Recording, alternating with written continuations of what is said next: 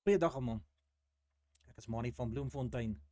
Ons gaan vandag verder met die voorlees van die 1983 Bybel in Afrikaans en dit is ons 5de keer wat ons gaan voorlees en ons lees vanaf Genesis 9 vers 1 tot Genesis 10 vers 32. Kom laat ons begin. God het Noag en sy seuns vrugbaar gemaak en vir hulle gesê, julle moet baie kinders hê en meer word, sodat julle oral op die aarde kan woon. Ek gee julle mag oor al die diere en hulle sal vir julle bang wees, die groot diere en die kleiner soorte, die voëls en die visse. Julle mag enige dier se vleis eet, net soos ek julle van tevore toegelaat het om graan en groente te eet. Julle mag dit nou alles eet, maar julle moet die bloed laat uitloop as julle dier slag, sodat julle nie die vleis met bloed en al eet nie, want die dier se lewe is in sy bloed. As 'n mens se lewe vernietig word, eis ek die doodstraf. Dit maak nie saak of dit 'n dier of 'n mens is wat hom doodgemaak het nie. As iemand 'n mens doodmaak, moet die mense hom ook doodmaak, want ek het die mens na my ewebeeld gemaak. Julle moet baie kinders hê en meer word, sodat julle oral op die aarde kan woon en beheer daaroor kan hê. God het ook vir Noag en sy seuns gesê, ek maak nou my verbond met julle en met julle nageslag wat nog gebore moet word en met alles wat lewe, die voëls en die vee en al die ander diere wat saam met julle in die skip was. Die ooreenkoms wat ek met julle maak, is dat ek nie weer alles wat lewe deur so 'n oorstroming sal vernietig nie. Daar sal nie weer so 'n vloedwater wees nie wat die hele wêreld tot niet maak nie. God het ook gesê, daar sal 'n teken wees om te bewys dat ek met julle alles wat hierdie lewe verbond gemaak het, wat vir altyd deur al die geslagte sal bestaan. My reënboog wat ek bo in die wolke gee, sal die teken wees dat ek hierdie ooreenkoms met die aarde gemaak het. Elke keer as ek wolke oor die aarde laat opkom en julle hierdie reënboog in die wolke sien, sal ek die ooreenkoms onthou wat ek gemaak het met julle en met die diere en met alles wat op die aarde lewe. Die water sal nooit weer so oorstroming word dat alles wat leef en beef uitgeroei word nie. As daar 'n reënboog in die wolke is, sal ek dit ook sien en ek sal onthou dat ek wat God is, vir altyd 'n verbond gemaak het met alles wat op die aarde lewe. Die reënboog sal die teken wees van daardie verbond wat ek met julle gemaak het. Noag se dronkenskap, die name van Noag se seuns wat saam met hom in die skip was, Sem, Gam, die pa van Kanaan en Jafet. Al die mense op die aarde stam van hierdie 3 seuns van Noag af. Noag was iemand wat die grond bewerk het en daarom moet hy begin om 'n wingerd te plant. Hy het van die wyn gedrink en so dronk geword dat hy kaal in sy tent gelê het. Toe Gam, die pa van Kanaan, sien hoe Noag kaal daar lê, het hy vir sy 2 broers buite gaan vertel. Sem en Jafet neem toe 'n mantel en hou dit agter hulle rug vas en loop agteruit in die tent in met hulle gesigte weg van hulle pa af, sodat hulle hom nie kaal moes sien nie. So het hulle hom met die mantel toegemaak. Toe Noag uit sy dronkslaap wakker skrik en agterkom wat sy jongste seun gedoen het, sê hy, mag God Kanaan vervloek. Mag hy sy broer se slaaf wees, die laagste soort slaaf wat daar is.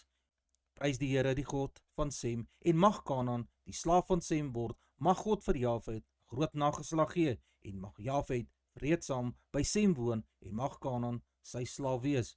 Noag het nog 350 jaar na die vloedwater geleef. Altesaam was hy 950 jaar oud toe hy dood is. Noag se seuns en hulle nageslagte. Hier is die name van die afstammelinge van Noag se seuns, Sem, Gam en Jafet. Hulle het kinders gehad nadat die groot vloedwater verby was. Jafet se seuns was Gomer en Magog en Madai, Javan, Tubal, Mesach en Tiras. Gomer se seuns was Askenas en Rifat en Tegorma. Javan se seuns was Elisa, Tarsis en die Keteers en die Dodanite. Hulle is die voorvaders van die verskillende volksgroepe en taalgroepe wat by die see woon. Gam se seuns was Kis, Misraim en Put en Kanaan. Kis se seuns was Seba en Havila en Sabta en Raema en Sabtega. Raema se seuns was Keba en Denan. Kis het ook 'n seun gehad met die naam Nimrod.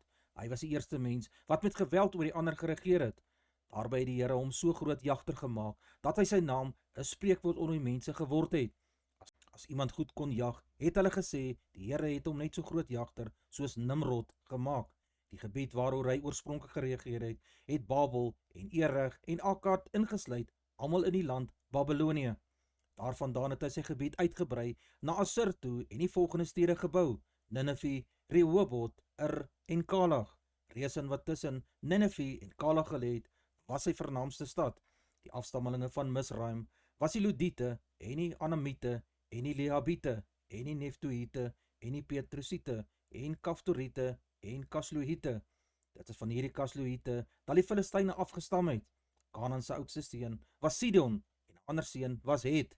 Ander afstammelinge van Kanaan was die Jebusite en Amorite en Gargasite en die Hewite en Arkite en Sinite en die Arwadite, Semarite en Amatite. Die afstammeling van Kanaan het so versprei dat hulle gewoon het van Sidon af tot so ver as Suid Gaza, naby Gerar en tot ver soos Lasa in die omgewing van Sodom, Gomorra, Adma en Seboim.